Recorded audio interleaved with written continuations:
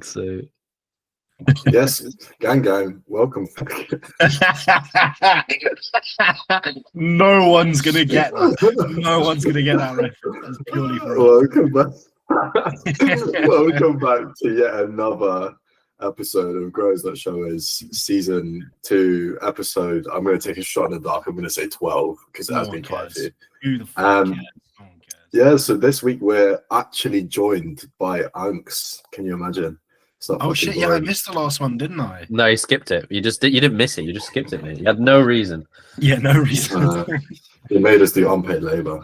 I can't go into details yet because there might actually. Okay, right. What I will say is, You can't say that. okay, I haven't done anything wrong, but someone has wronged someone near to me, and we might be pressing charges. Oh I shit! actually can't talk about it. Yeah, like the situation is fucked. But Jack yeah, had some road rage and he got That's what I was gonna say. Oh my god! It's unfortunately not road rage, but yeah, I don't know if I don't know what's going on yet. But yeah, we're gonna see what happens. Yeah. Anyway. Right. Let's talk a little bit about how everyone's week's been, shall we? It's a nice little way of entering the pod. All right, Jack, hit us. How's your week been, boss? It's been good. I spent the first however many days last week in Manchester. I've got like 2 weeks to talk on. I was there from Saturday to Wednesday. It was great. I trained at FLF. That is my gym. That is exactly what I'm going to sign up to. So plan is to move over there in like January, make that the gym, live somewhat nearby. Other than that, it's been good. We've got Aaron's photo shoot prep on the 6th, so 5 days time, this Saturday. And then other than that, yeah, things just been cracking along. In my own bodybuilding, things are good. My shoulder's been a bit annoying, but other than that, that's fine. And a small food bump. And yeah, just ticking away. I'm looking forward to dieting. I'm going to start dieting on the 27th of December. It was going to be Boxing Day, but I had plans. But 27th of December, so I'm looking forward to that. And actually feeling like my physique is doing something rather than just kind of like hovering about or getting slightly shitter. But yeah. Are you going to be in person for Aaron's shoot? Yeah. Oh, that's pretty cool. Yeah, go and have Are you going to lather him up in oil like you did with me? No, we're doing it with Ollie, so it's just like literally some shots in the gym, so it's nothing too crazy. Quads, switch it on. Yeah, no, it won't be like that. It'll literally just be like, well, basically, me and Aaron will train and do a session while he's peeled, and then do some posing after and just get some shots. Because it works out cheaper for Aaron than going for like a full photo shooting, and as well, he's going to be stepping on stage. We've got UKDFBA, MBW, and PCA Naturals lined up. So it's going to have plenty to exciting. That's exciting. Ripple, yeah, free elixir, bro. Jesus. Yeah, well, that's what we've got with Will as well.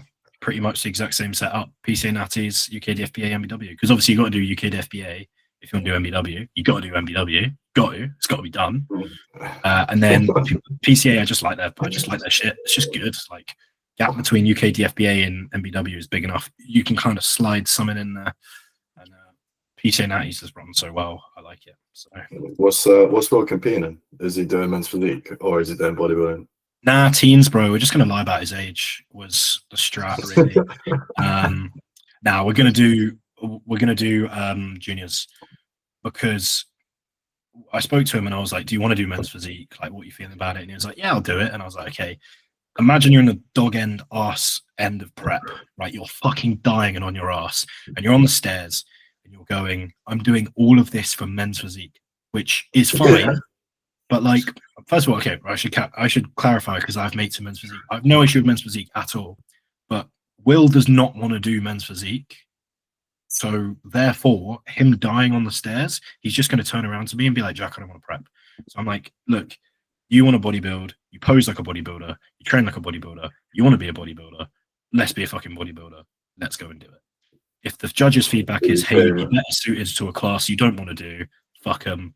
We don't care. I'd rather, ultimately, if he comes 10th in bodybuilding, he'll care more about that and be happier on stage than if he places like 3rd in men's physique, you know. So I'd always rather him do something that he wants to do, because especially as a first timer, like maybe in the season we might decide to chuck it in, but I know that his idea of being on stage is bodybuilding, and he'd be gassed to do that. Nah, this is just a massive cope. Jack just hates men's physique. Yeah, I I was gonna hate say. men's physique. Yeah, Men's I like- physique athletes make the most money though, so I guess it's a good financial move. well, You see men's physique fitness coaches. If you sign on to my $5,000 coaching program, you get in shape just like everyone else. things I like. I will, from a structure standpoint and like a fat loss standpoint, like he would be sick in men's physique. I would love to take him through a men's physique prep because it'd be such a piece of piss and he'd look so good. But it's just not what he wants to do. Like, Makes sense. Understandably. I think there's I try and connect the dots between like men's physique athletes and like compare them to regular bodybuilders, but I just can't. I don't know what it is. I always see men's physique athletes as like chavas, like classic like geezers, but that could just be a massive stereotype, and I could be being a Where does that come from? What makes you think that? yeah, I don't know. I guess fitness coaches. I always see fucking fitness coaches on Instagram who do men's physique who are charging like $5,000 for a fucking coaching program. See it every single time. And speaking of, our business coach also was a men's physique athlete. So like, I'm just connecting the dots. Gang. gang. Yeah, I mean, I know what you mean. I think the unfortunate thing about men's physique is it does have the lowest barrier to entry. By being the one that is typically the least muscular, it has the most restrictions in terms of what you show on stage. And like because it's the part of the body that you're not showing includes some of the hardest to get in shape. It does, to some extent, draw in a like, this is a bit of the easiest form of what I can do. Granted, it's still a very fucking impressive thing to do. It's very hard. But I think if you're like, oh, I want to compete as a means to make money and a means to an end, you'd pick that one. I know I fucking would. If I wanted like, if I was like, right, if someone was like, right, Jack, you literally have to prep, you have to land on stage next year, I'd be like, right, I do men's physique in a fucking heartbeat. I can get my upper lean and feel fantastic, like super easy. As soon as it comes to digging out glutes and hamstrings, that's where I fucking die. I do feel bad for like the top level men's physique athletes though, because I get what you're saying. Like when you say like, you know, if you were to have an easier prep, that would be it.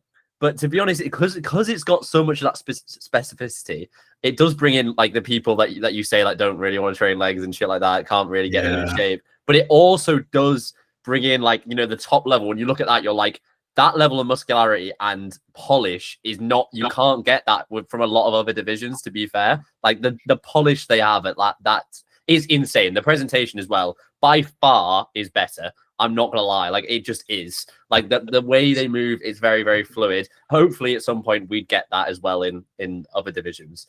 You can't say that for like amateur kind of divisions. I don't think the men's physique posing is that great, but it's getting better. Right, why does barbells decide to go? I go. I think like I would change. I don't mind men's physique posing. I think it's kind of like it's got a real uniqueness to it. I think it needs more variety. Because if you look at the routines, they are a little bit limited. Yeah, I agree. And I would modify the shorts, but I like the idea of it of like kind of a relaxed, more. Well, the idea was it's meant to be like more attainable, wasn't it? More like aesthetically generally pleasing, which is cool. Like I like the idea of it. I think it does get a bad name, and I think it gets a bad name because it's mistreated, and it's mistreated because you kind of like, because it does have a lot of flaws, and it is the most like, it's so oversubscribed. Yeah. Like when you meet someone who's passionate about men's physique, it is cool. Like Kez, right? Kez is fantastic. You hear him talk about men's physique, I'm like, my God, I've literally never thought about it this way. This is fucking awesome. Like I love it. Him and Noah talking about men's physique, it's like, this is really, really cool. You guys are really into this. This is great. But then when it's like when you go to most men's physique shows, I feel like it's just a category that people do just fling themselves into. And Yeah, I get that. you know, it's the lowest ceiling of entry. I think I agree with that. But I think originally when it started, the whole premise of creating a category that is somewhat attainable doesn't make sense when you're stepping on a bodybuilding stage. Yeah. And you're spending years in an off season growing muscle and then months in a prep, like borderline suffering. There isn't anything ever going to be attainable about stepping on a bodybuilding stage, even at the amateur level, to a normal lifestyle person. Anytime you look at a bodybuilding stage, you should be like, this is bodybuilding. This is 100% very difficult to attain. So the whole premise of like an attainable or the most attainable category, it's almost a disrespect to the athletes because it's saying like, yeah, a normal person could do that. And they definitely couldn't, you know? Yeah. They're changing. To be fair, what you said about the posing like routine kind of, I think it's called like the eye walk or whatever. They are changing that. UKDFBA, I think, where they put out some changes. I think you can hit some muscularity poses, like 2 of your choice or something like that. From what I read, which is kind of cool. It's still, I don't think it's that interesting, but it's better than just walking up and then going. And then that, you know, just walk off. You know, it's not. And I think, and they're actually doing something that I like, where I don't know if you noticed. I think they did it at MBW as well. Like they have to have one hands on hip in their rear pose, which just looks fucking weird. I don't know why they ever did that. So now you don't have to have. I'm pretty sure you don't have to have one hands on hip. I don't know if you guys know what I mean, but yeah, when they're in their rear pose, they have to have one hand. Why do they have to? They just look shit. It looks weird. Yeah, to mimic the front, but like that's not how it should be done. Yeah, I get what you mean. And I think they can choose their front pose of choice, so you can hit like a Superman pose, like, you know, with like hands on hip, both hands on hip. So I'm not too sure that. I think that's what I saw. I'm pretty sure that's what I saw. I think the issue with men's physique at the minute is that it's just not run by people who like men's physique. It was introduced, you know, by, I feel like it just feels a bit aimless and it's a little bit trickle down. And like, if you talk to the men's physique athletes, like Kez and Noah, for example, or Cam as well, like if you speak to any of those and you'd ask them, what would you like to see in men's physique? I'm sure they've got some fucking phenomenal ideas. Like, you know, it would be cool to see. And the thing is, all of the federations, or sorry, all of the categories have like things they can improve on. Everyone's like, open is too fucking disgusting at the top level.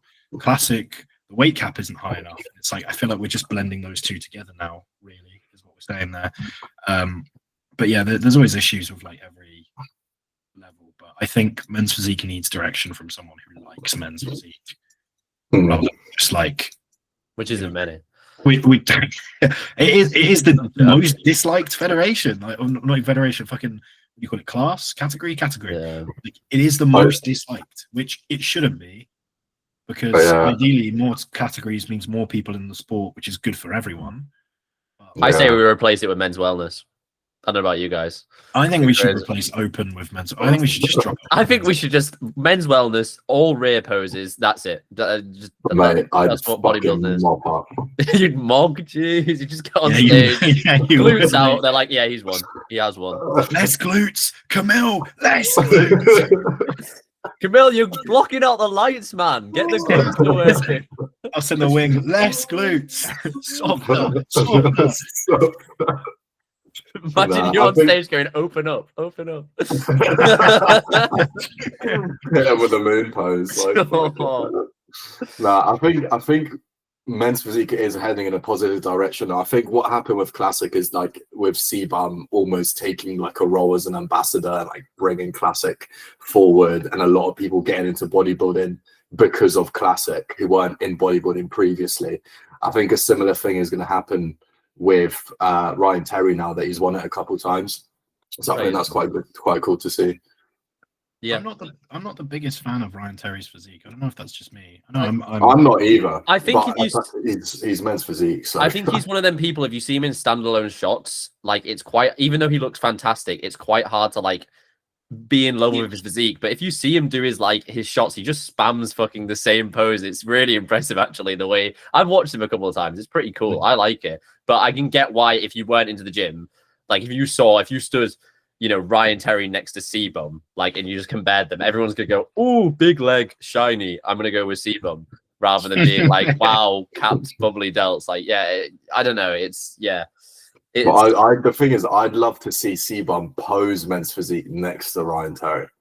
Yeah, he did do a shot where he posed. That was cool actually. And like he's got the mass, but like he just doesn't like it.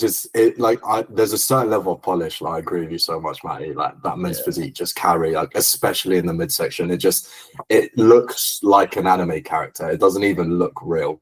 That I don't think open bodybuilders would have, because if you even think about the criteria. Most classic bodybuilders are hitting vacuums, whereas in men's physique, you're crunching down your abs as hard as physically possible to show off every ounce of detail. So it's literally the complete opposite. Yeah, I think it's odd. It's like you have to have a certain look, and then you have that in classic as well. Like you can't just step on a stage and not be classic and then win a classic show, even though that is kind of argued sometimes. With like Ramon winning the Olympia with massive arms and other things where he could improve. But like in men's physique, if you don't have that shoulder to waist ratio and shit like that, like you're just not going to win. Like I think the thing is, I've just never found like men's physique poses to just be as cool. Like, when you see, there's very few examples I can think. Like, to be fair, Reese and Finn are the two examples I can think of where they're people who I've seen them do like open bodybuilder posing and then men's physique posing. And every single time I see that hands on hip, I'm like, just pull the most muscular for me. It just looks nicer. Like, I get that. Yeah, it's kind of the same for like when I see a lot of like follow a fair amount of men's physiques guys, and it's like I see it's always the hands on hips for me. I don't know what it is. I see the hands on hips, and I'm like, I just want to take your arms, pull them forward, just join them, and then like you see them pull like a front double or a most muscular, and I'm like, your physique just looks nicer. It just like maybe it's like an eye thing. I'm just used to those poses. It just looks more appealing to me. Like the rear relaxed is like it's fine. Even like the kind of quarter turn, I'm like, I still just want to see that like lower body. I want to see your legs, and I want to see them like together. You might be watching the wrong show then, mate. I don't know. He wants to see the glutes. Yeah, there's just something about like the men's physique posing where I'm just like, even for people who are very men's physique, I'm like, this is cool. Let's see it in a pose that I know. Okay, wow, that's really cool. You know what I mean? I just think it looks nice. It's all right. You're just a slut for striations. It's okay. We've all been there. For fuck's sake. We all are there. Yeah. God, I can't wait to have no fucking energy on this pod. It's gonna be so sick. Yeah. I just finished the coffee, and I'm still got some prep for later. Coffee at 6:20. What the fuck is wrong with you? I had a consultation. It's okay. It's all right. I had to. To be fair. All right, maybe I'm the only one. Maybe that's the difference between enhanced and natural bodybuilders. We're not rely. Actually, I say that. There's loads of natural bodybuilders that rely on caffeine. Oh, I've abused caffeine to like the nth degree. Honestly, like I'm cutting back a little bit just because of blood pressure. But I swear you say this, and then I saw the other way. I was like, I saw like him with a monster. I was like, yeah, he's not. Yeah, okay. Do you want to know something sad? This is me cutting back. This fully is me cutting back. I've kicked vaping and I don't miss it. Like I'm set. I'm sold. That's all good. That's good. But like I literally don't miss it. I don't know why. I think because I've replaced it with caffeine probably. But like, yeah, like fucking in prep, I'd be like, I'm tired, monster. I'm still tired, monster. I'm tired, monster. Like, and then I'd be like, prep's a piece of piss. Like, yeah, no wonder, mate, because I'm fucking like not at natural resting heart rate for half of it. Yeah, that's great. Yeah, man. I mean, the productivity is great. Like, I was just never tired. I remember I'd wake up, caffeinate, check-ins, caffeinate, train, caffeinate, do calls, and then if I had like social events, I'd be like, right, bit of caffeine in for that, and then I come home and I'd be like, I'm in prep, I'm knackered, I'm just imagining him like getting invited to like mini golf with his friends or so. I don't know why. Yeah. And you just taking like a double scoop of pre-workout. Right, I was like, oh, hang on, guys, let me just dry scoop this real quick. Because I'd still be knackered, but like I'd at least be ball. I'd still be knackered, but I'd be like functional. You know? So, Jack, why is your face so red and why are veins popping out your forehead? The 5 grams of baked alanine just down the hatch. 20 minutes Just sat ago. there, my knees like bouncing at like 300 times a second, like a fucking hummingbird. I was gonna say like I don't know about you. I was gonna say like I don't know about you guys, but evidently not. My parents like always made me like almost scared of fucking taking caffeine and all that. So like I've never like I feel like the concept of me having that all the time would be. Obviously now I know that it's not that bad in moderation, but still, I swear I couldn't get addicted to something. Cut to me like in 2 years in the future, addicted to heroin or something. But like, I mean, like, I swear I couldn't. I actually don't think I could. Like, It's just, I think for me, the thing is like, you just feel fucking phenomenal on caffeine.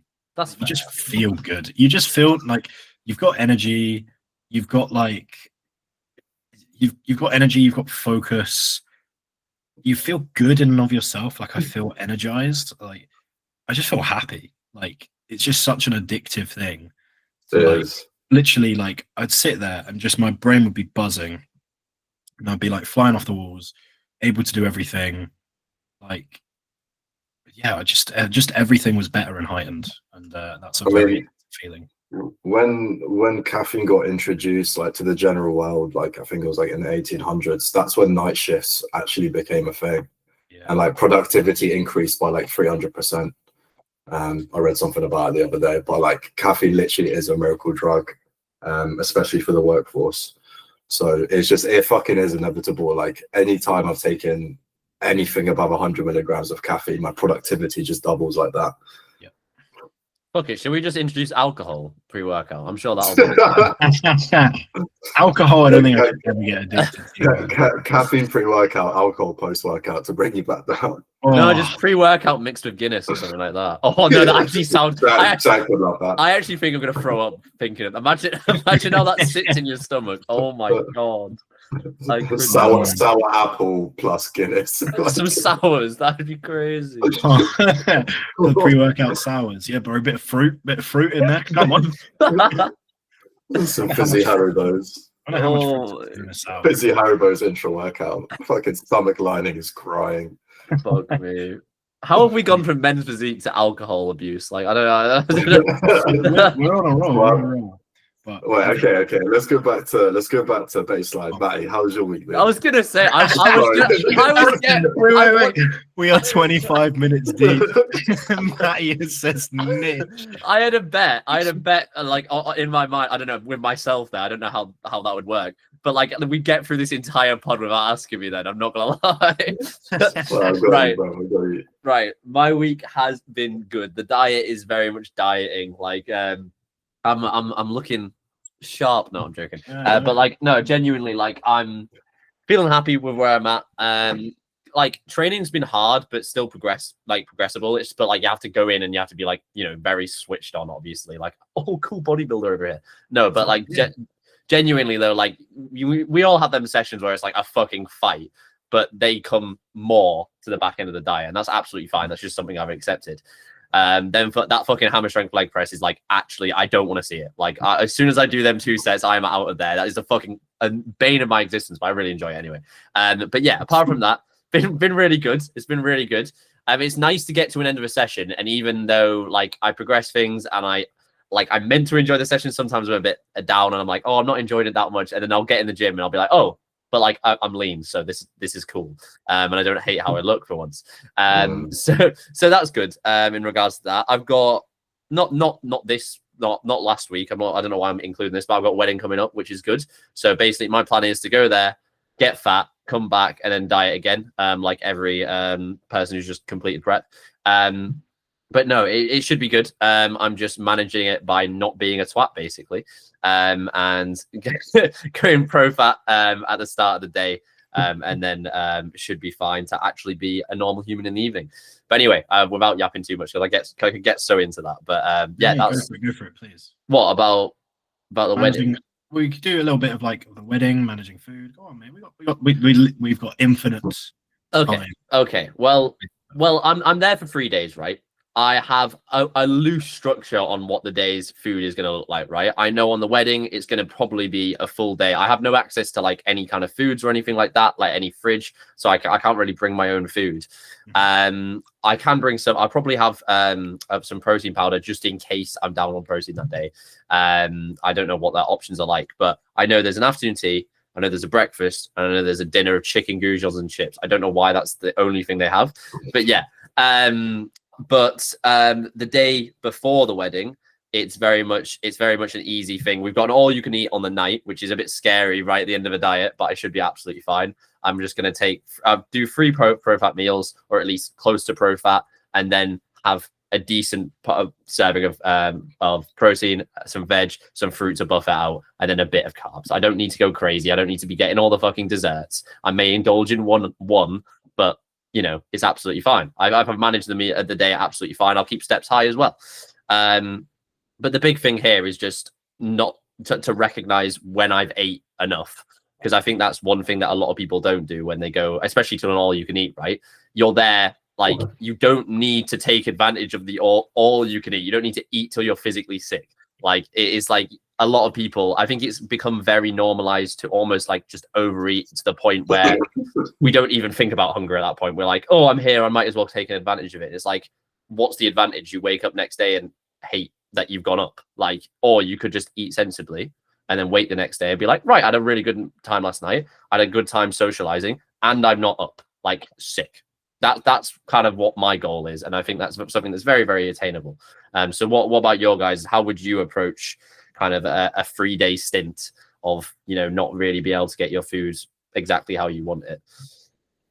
Camel, you want to go first? Pretty much exactly what you just said. I would just like be so fucking monotonous with tracking. So like just literally my fitness pal. Obviously I can't weigh it out, but I can roughly gauge like, okay, this looks like X amount of grams of this. Just track it, and then it just saves so much fucking hassle. I would try to eat anything that looks like it's been cooked in a shit ton of oil, because it's just going to be riddled with calories. And like that's something that, like, I think the more you get into bodybuilding, the more you diet and the more you track calories, the better you get. I always say this to my clients, like, the more you track, the less you actually have to track. Like, if you eat the same shit every day, you don't need to track because you eat the same shit every day. But like, the more you track, the more you understand, like, okay, this portion size looks like this much as this calories, probably got this amount of carbs in it, etc. So I feel like I've got to a point now where I can like look at a plate and be like, okay, no, this is way too much X, Y, or Z. Let's fucking cut that out. If I wanted to be really strict with it, I probably would just write down, okay, I've got 4 meals, roughly, I need to get, you know, this amount of protein, this amount of carbs, this amount of fats in this meal, and then use that as a template. If it's like a buffet or if it's like a specific meal that they bring out, and I'll look at it and be like, okay, this probably has this, that. If it's too much, give it away, chuck it to a dog or something and let it fucking eat. And then kind of just crack on my day. There you go. Yeah, I think so. Normally what I would do is if we've just come out of a diet, we're going to take this from a standpoint of someone who's trying to be a bit more competitive. I would Thanks. normally no. I mean, compared to like the advice that Matty's given there, I would probably go for undershooting is okay. Let's try not to overshoot. So I would aim for, when it comes to like protein servings, if you know roughly, so you're on 4 meals a day, say like 200 grams of meat or something, you know roughly how big that is. Usually I would gauge it in terms of like size of my fist. So like if you're having 200 grams of chicken, that might be like a fist and a half worth of protein. Man, I'm being completely serious. Imagine Jack like putting his fist up against the mince, being like, "Oh, that's probably 40 grams." Like, no, I'm being serious, mate. Trust me, it's the move. It's the move. No, There's a diet or like a way of structuring food that I think Tom Holland followed, which is literally just like based on portion sizing things. So it's like you have a palm's worth of veg, a fistful of protein, and then like 2 fingers worth of carbs or something every meal, something like that. Or it might be like 3 fingers worth of fruit, I forget. But anyway, the point is you have like a clear kind of distinct metric and way of measuring things. I mean, you can compare it to anything. If you're like, oh, a chicken breast is normally about the size of my phone. Okay, cool. Then like use that as a metric. I would aim to load up on veg and fruits, have a little bit more carbs towards the back end of the day, maybe some more fun stuff, and generally actively aim to undershoot. Because if you end up in a position where you're like, oh, we've undershot, cool, you can take a structured refeed, put yourself back on timeline where you need to be. Or if you fuck up and you end up not undershooting, then guess what? You've just pretty much hit the target bang on. So if you were like coming out of a prep, or if you were coming out of a mini cut, let's say like a pre-prep diet or something, you've got to keep things really, really specific. That's how I would manage things. If you were to go a bit more enjoyment-y, I think there's an understanding there of like, I'm going to eyeball things. I'm going to do my best. Things are going to be a little bit skew, and that's okay. I'm fine with that. If you're going to be really upset the next day by scale weight being up, then I would say 1, reassess your relationship with the scale, or 2, you need to modify your actions. But it depends what phase you're in. Like right now, if I take an untracked meal like I will with Aaron, if I see scale weight rise, I'm not too stressed. When I'm dieting from December onwards, that's where I'll be far more pessimistic with things and be like, okay, the food there is almost completely entirely secondary to the point of like the point of the meal is entirely social, and I know that with each kind of social event or meal I'm almost going to be hungrier and craving more than I normally would, but that allows me to then kind of socialize in a way that I wouldn't normally, if that makes sense. Yeah, and I think one thing that's pretty much categorically kind of universal between, you know, lifestyle and competitive is if something is to go wrong. I don't know, if you're a fucking in a prep and someone forces a brownie down your throat, that sounds scary. But like something like that happens, communicate with your coach and get back on plan. There is nothing worse than something getting, you know, fucking up, or, you know, say it's normally going to happen as a lifestyle client, you accidentally go overboard. There is nothing worse than reveling in that, staying in that mindset and just fucking up for the next couple of days and being in that mindset of being like, right, well, I fucked up now. What's the point? And it's like, them things are we know, especially us, like we've gone through so many diets with people that we know how fast scale weight can drop when things are in line, right? And chances are things were in line before then. So just going back to what you did, or slightly altering the plan if you're stay close to a comp, like if I don't know if you're a competitive client, I'm just trying to say holistically here. But getting back on plan is the most important thing, right? Like, you know, you, especially as a lifestyle client, you're going to be more kind of influenced by other people around you, I think, than a competitive client, right? You're going to listen to peers a little bit more, and maybe that sometimes will, you know, cause you to overeat by a little bit. But again, I don't want to keep going on, but just get back on plan, communicate with a coach, and then you're back on the right set. There's nothing wrong. Yeah, if you create a sense of like, oh, I fucked up, I need to correct, you're building food guilt, and food guilt leads to food guilt. Like exactly, yeah, you're going to end up binging, and it's going to be bad. If it's just one meal, it's not that big of a difference. And to be honest, like as well, if you fuck up in a diet, it's kind of almost like a nice reset, because it's like, okay, you've got a really recent reminder of, hey, I really want to follow this diet, and you've had a really recent reminder of, all my hunger signaling's reduced. So almost use that the next day to then, like, if someone fucks up and they're in a prep, their next day is like, I stuck on plan, I didn't miss a fucking beat, it was super easy, I've got energy, and my cravings are super low, my hunger's super low. And like, cool, let's take that, instead of being like, I feel guilty, I feel shit, I'm hungry because I've missed all my meals, I'm craving now, I want to fuck up again. Like, let's completely skip that and just get right back on plan. Yep, fair. Yeah, sounds good to me. Okay, we just wrap that up like within like 10 minutes. Fair enough. I love wrapping it up. Oh man. Did we want to touch on the topic that we were going to speak on before, kind of like the realities of bodybuilding and training and kind of managing these things? Yeah. Can I kick off? Yeah, go on. Okay, so this is something I've been putting a little bit of thought behind, because I've spoken about it, I don't know how many times on this pod, so people are probably sick of me saying it, but the biopsychosocial model, newsflash, basically combining obviously biological elements of your life, aka what's actually going on in your body, with psychological elements, aka what's going on in your brain, and sociological elements, aka what's actually going on in your surroundings or what's going on around you, right? So how can we actually apply that to bodybuilding. So sociology, we know obviously the people you spend time with, the environment that you're in, so aka work, your home life, etc. And we can even break it down to like specific meals. Are you eating it with people, or are you eating it by yourself? You know, that's got a big influence on how much you enjoy eating the food if you eat it with people, for example. And then your psychological state, obviously we can relate that to training specifically, but also your psychological state outside of the gym. How are you winning those mental battles when no one else is watching? That's also super fucking important. So I think when you have a client, regardless of whether it's lifestyle, rehab, prep, like approaching it from a biopsychosocial element of being like, okay, biologically, you know, training's nailed, they're functioning pretty well, hormones are in a good spot. What's going on psychologically? Are they switched on? Are they able to win those battles in their head on a day-to-day basis when no one else is watching?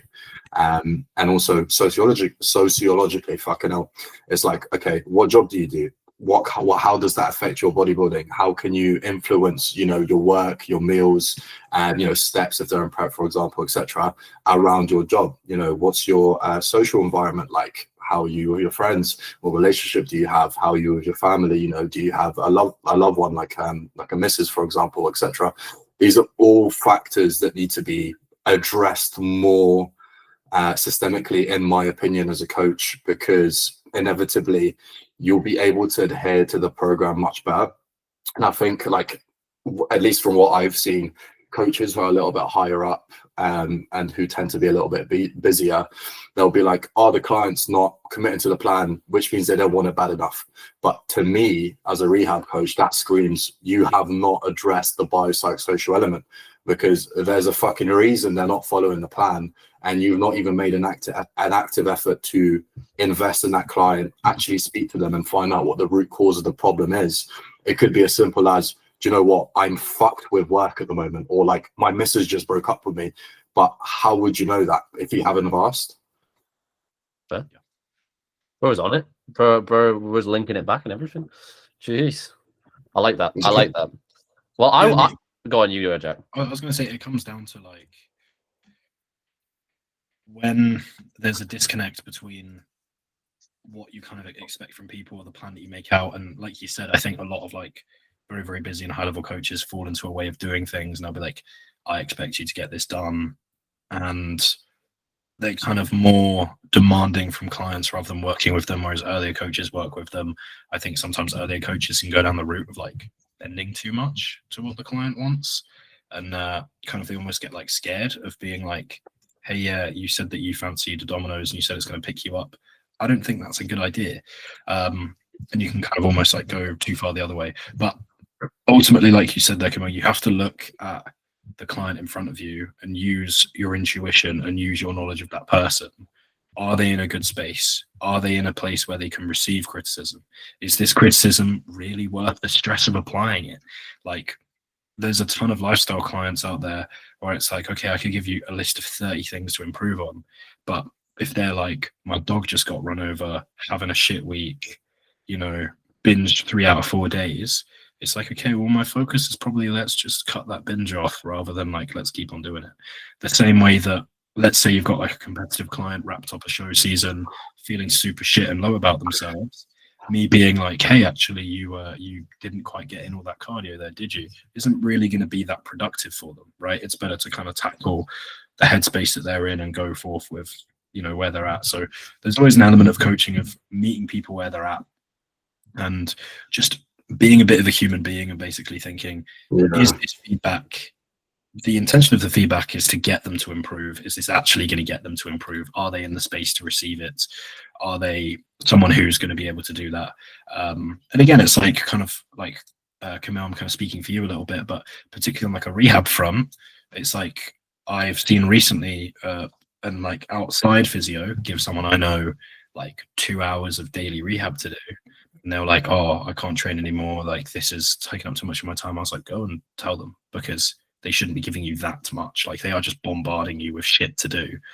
And like, yeah, exactly. That's where you have to be like, okay, this is like clearly completely unfeasible. The same way that like, if I program someone what I think is like an hour and a half session and they're like, hey, this is 3 hours, I have to be like, okay, what's going on here? What can I do? What can I reduce? Like, there comes a point where when someone is barely doing what you're doing or barely putting effort into what you're getting them to do, you have to ask, why is this here? What can we do to modify and change this? Me setting someone a 3-hour session and them doing half of it, it's pointless having the 3-hour session. Let's just give them half. Yeah, I think like going back to what you said about like, I'll use this as an example of like you had a client whose dog died in a binge for 3 days. The way I would approach that is like to go a little bit above and beyond and be like, okay, why did you use food as a comfort source? Yep. And then learn to understand like, okay, when they're stressed in an environment, when they're not able to cope with their emotions, they look for food. And then you kind of rewire or help them rewire their own brain and their own nervous system to be like, do you know what? I have comfort all around me. I have my friends, I have my family, I go to the gym. Gym is comfort. If I'm upset, why do I reach for food? Why didn't I just go to the gym to let off my emotions? And like, it's going above and beyond as a coach, because your job is to provide a service. Your job is to provide value. And at that point, giving them an extra set of lapped out fucking razors isn't going to provide them value, because they're not going to fucking do it. What they need is a human being. What you said specifically, stop treating your clients like clients and start treating them like fucking human beings. Every single human being has their own struggles, their own ways of coping, their own like different thought processes and how they manage things. So try to the best of your ability, step into their shoes and be like, oh, if I was Jack, I would approach it this way. How could I kind of rewire myself to maybe approach it a different way? And I think a big element of it is like what you said, is finding the middle ground of not telling them what to do, but gently pushing them into the right direction. So be like, oh, hey, like I noticed that you did this. Why have you not thought about this? Maybe you should try this. Not being like, oh, you've not done this, you should do this. Or being too lenient, like you said, where new coaches tend to be on that side of like, okay, I'm just going to let them do whatever the fuck they want to do. And then 6 months time, when they haven't achieved the physique that they want, they come complaining to you. And it's like, yeah, well, you were a bitch and you didn't tell them up front. Yeah. I mean, this is exactly what I kind of posted about today. I know it was a really quick post. But I kind of, you're only really alone if you choose to be as a client, if I'm honest. Like that obviously comes with caveats. Obviously, that's a one statement, but I think communication is the be all. Oh my god, I can't speak. Be all or end all of coaching, right? And that comes from both of you, right? If a coach hasn't harbored an environment that does feel safe enough to speak about, that's as much your fault as it is the client's fault for not saying. Obviously, there's caveats to this and stuff like that. But if you've got a client who isn't really responsive, and you don't know why that is, it's your job to find out that, and it's your job, and it's their job to also communicate when you do make that nice environment for them. They should be able to communicate that back, right? And that's where psychology really comes in, and that balance that Camille was talking about, where like you don't want to be that coach that goes like, you should have done your cardio here, or like you said about that post prep client, like, oh yeah, if you did that extra cardio, you would have maybe got first or whatever. Like this is where you need to make that compromise and be like, look, maybe we can pull back on this for a little bit, make you, kind of bring you up to the surface. If someone's mega dieting and they're really, really struggling, why would you try and fucking plummet them into the ground while they're having a really, really hard time? Like it's just not feasible, especially as a lifestyle person. It's just not feasible. It's not sustainable either. So yeah, like the main takeaway is communicate with your coach, man. Like, and if the coach hasn't made you feel like that, communicate that as well. Just be like, even if you want to be a really, really good client, communicate that, because trust me, there's nothing worse than having a client who isn't communicating. And that's also something that I've spent a lot of time working out and trialing other different things to make people talk. And that's why all my clients are talking now. So yeah, that's me kind of stop yapping. But yeah.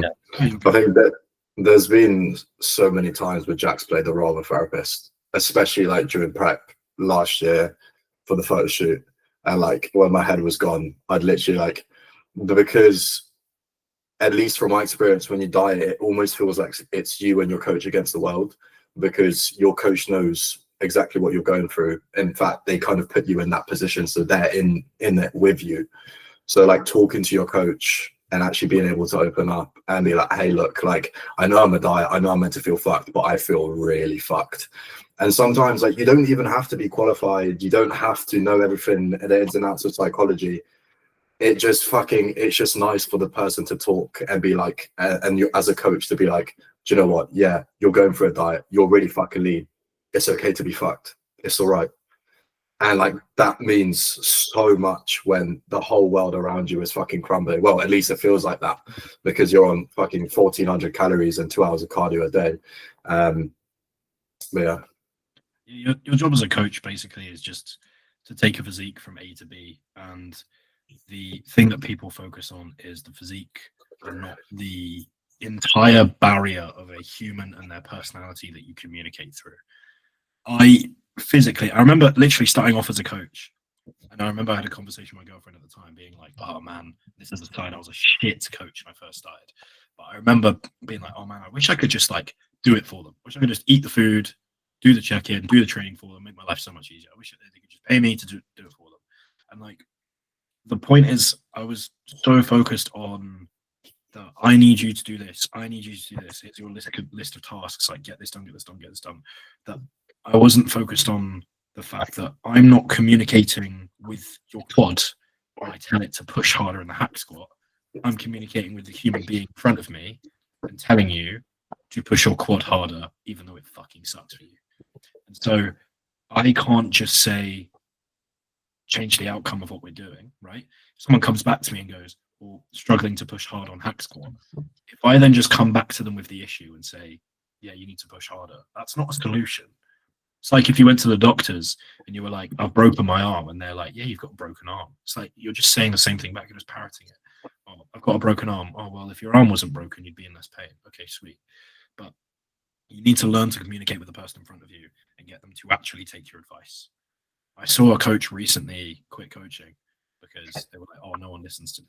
I'm like this is the fundamentals of being a coach, because literally if your job boils down to, oh, I just need everyone to listen to me perfectly, you're not a good coach, because most people understand the concept of go to the gym, food. The information is out there, right?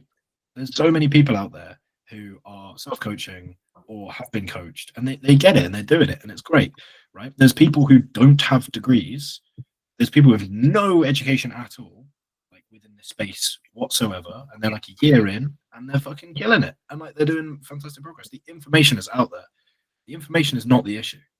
If you've got someone who's morbidly obese, who's eating a cheesecake with every single meal, they know if they cut that shit out and eat a salad, they're going to fucking lose weight. They know if they go for a run, they're going to live longer. But they're not doing it. So then address that. But yeah, anyway, that's my take. Stop telling. Go on, Kamal. Yeah, stop telling people shit they already know. Yeah. And it just boils down to that. And then another thing that I had a thought about recently is like, people always say that the mind follows the body. But I actually think it's the other way around. The body follows the mind, especially in prep. And approaching it that way, like what you said, getting a physique from point A to point B, I'd actually double take that and say you're getting a person from point A to point B. And the better you can approach it as they are a person, the more responsive they're going to be to what you're saying, and inevitably the plan that you've built for them. Like, and this is what I always brag, like not brag, but like I always say, like, develop like a relationship with your clients where there's still a level of authority, but you can still have jokes, you can still open up, you're still normal fucking human beings, because at the end of the day, coaching is a people's business. It's communication skills. You're dealing with people. You need to understand people. You need to understand the clients that you're working with, inevitably, to give them the result that they want. So don't treat it as like I'm getting a physique from point A to point B. You're getting a person from point A to point B, and inevitably, mentally, they're going to be in a different place. They're going to be a complete different person if they change physically. If someone loses 20 pounds, they're going to be a complete different person mentally. So like, make that mental change first. Make them believe they are someone who's lost 20 pounds, and then they will lose the 20 pounds. Work on shifting their mentality, and the body will follow. I mean, funnily enough, the people that I've coached the longest, even regardless of like prep, lifestyle, whatever, or whatever kind of position they came to me in, and funnily enough, the longer I've been coached, the more that me and those other people are comfortable with just fucking follow the plan. But that's not gonna happen. Like when I first got coached at like 16, 17, bro, fuck was I consistent? Like if I was coached by a shit coach at that age, which fortunately I wasn't, they would have just given up on me. And like, it's because I was ignorant and I was young and I was stupid and I just didn't really get it. And I also didn't really care. And I just hadn't developed any skills or really had effectively communicated to me that, no, actually, you do want to follow this thing. Right. And it's the same with like my clients who I've coached the longest. They're the ones who I'll be like, hey, do this thing. And they'll be like, yeah. But you have to get someone to that point, because when you first encounter a client, they're just not going to automatically start listening to you. You know, because again, you're just gonna, I'm gonna repeat myself, but you're just gonna give them, repeat back the issue that they have. Oh, I'm struggling to build muscle and eat enough. Okay, well, what we're gonna do is we're gonna get you to train more and eat more. Okay, cool, fantastic, fucking earth-shattering advice that is. Like, the issue is the doing it, not the knowing what to do. There are not people out there, I mean, there are, but there's very few that you're gonna come across who understand that if they eat more, they're gonna gain weight, or if they eat less, they're gonna lose weight. People understand that. It's just getting them to do it. The same way that there's a lot of people who know that if they just starve themselves, they're going to lose weight, and they could call that a prep, but it's probably not the best way to go about it.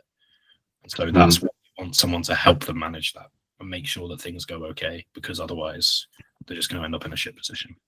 I digress. Mate, I fucking love this pod.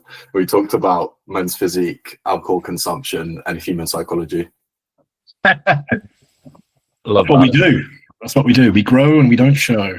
And that was Is anyone going to ask me how my week was? Or Oh, fuck. Have we actually No, not covered your week? No, dickheads. Fuck me. We don't man. we don't care, bro. We don't care. No, how did I actually get from my week to... All right, anyway, how has your week been, Camille? Yeah, it's good. Is that it? Oh, Camille, I love you. Never change. Never fucking change. That's gold. That's a pod clip and a half. Holy shit. Literally 53 minutes of yap just to be like, it's calm, I guess. To be fair, the past 4 days we wrapped up the diet, and my morning routine consists of waking up, going to take a shit, weighing myself, and then messaging Jack to buy my food. Mate, it was so That's funny. been the past 4 days. It was so funny. You had one session that was so shit right before, or like, you know, a couple of sessions which were draggers right before the end of the diet. I ended the diet. I didn't even up his food. No changes, because body weight. I was like, sorry, bro. You know, but like it will come, and it has, and it will continue to. In fact, Camille, what was your body weight this morning? I don't think you told me. Did it drop? It went up slightly. Okay, that's fine. Well, it will, like, it's pinging around barely. We're still going to get more food in, absolutely. But I literally, anyway, the point is, diet ends, no food changes.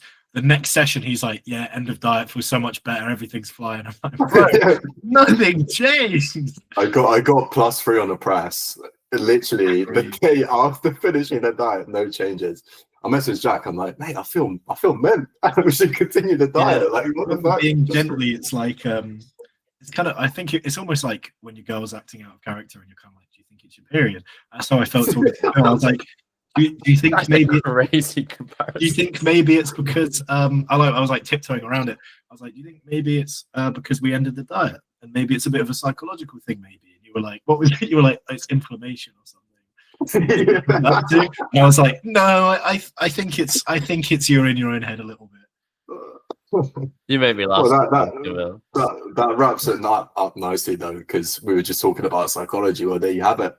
A day difference leads to a +3 on a fucking press.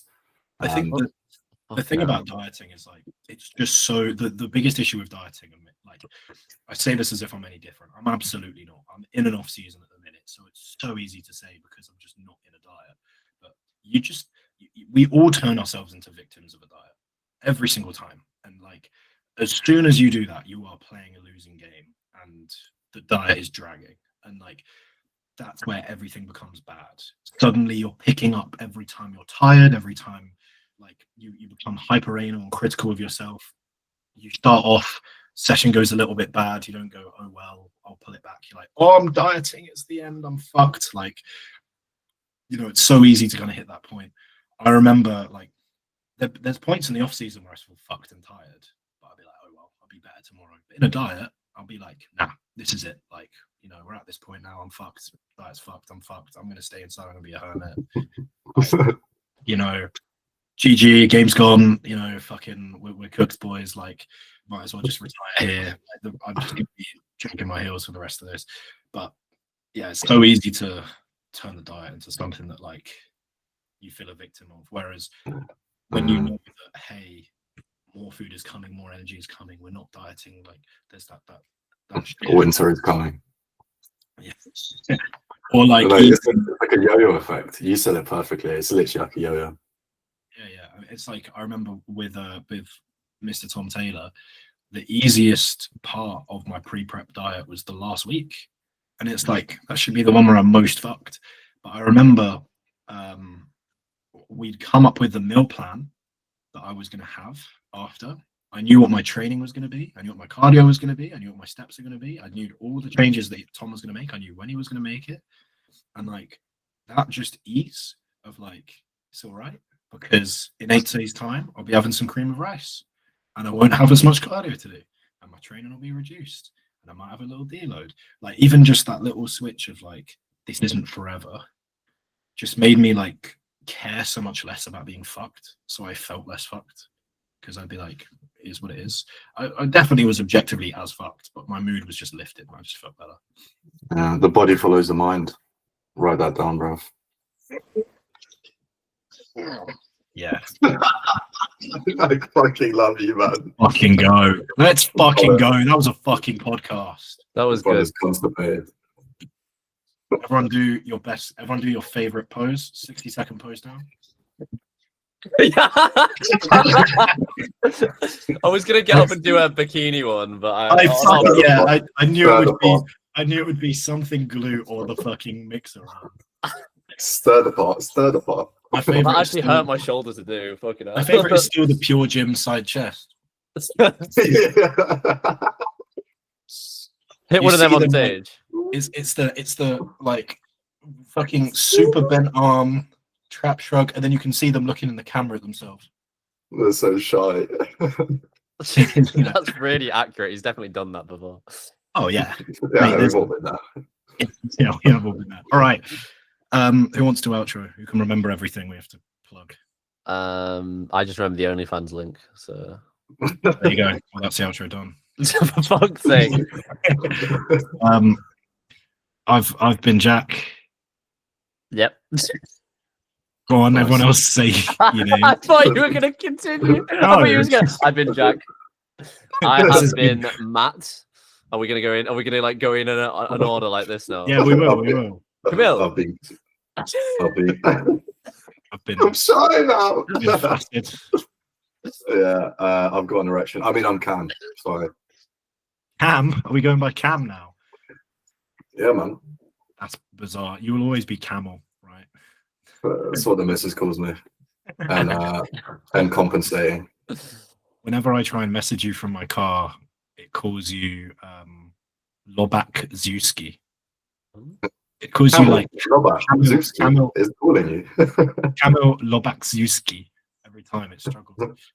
Anyway, okay. All of our Instagram links down below. If you want to work with either one of us, then there is one link.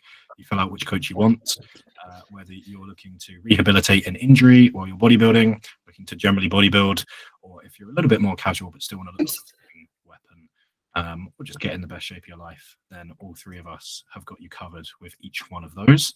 Thank you for watching. And yeah, I don't have anything else funny to say. Anyone got anything funny?